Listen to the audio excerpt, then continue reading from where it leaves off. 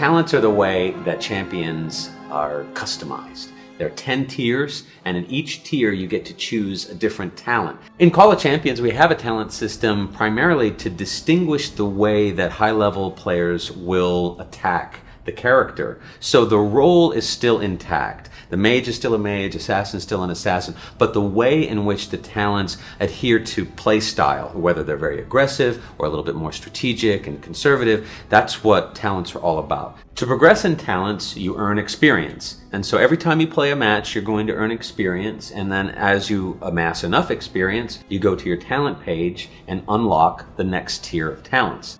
Players earn experience for each champion whenever they play, but there's also a pool of free experience that's shared amongst all of the champions. So while you're playing your favorite champion, there's always a little bit extra that you can share with any other champion in the Pantheon. Champions at tier 10, when they earn experience, it can get converted into free experience and then can be used on any champion. It allows you to advance and play as you wish.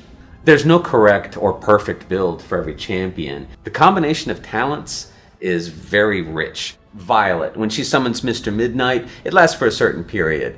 We have talents that make that last longer. Or we make Mr. Midnight do more damage for the short period of time that he's alive. Every champion has an example of at least one talent that's super cool that makes a difference in the way that they play. Cinder's fire area being a lot bigger, getting more bonus damage for setting people on fire. One big game changer for Galen is his talent for throwing his root. Having additional couple of meters on that can really change things for people trying to get away from you. Think about your play style when you get into choosing talents. Know that you're an aggressive style player. And know that you're very strategic or very conservative.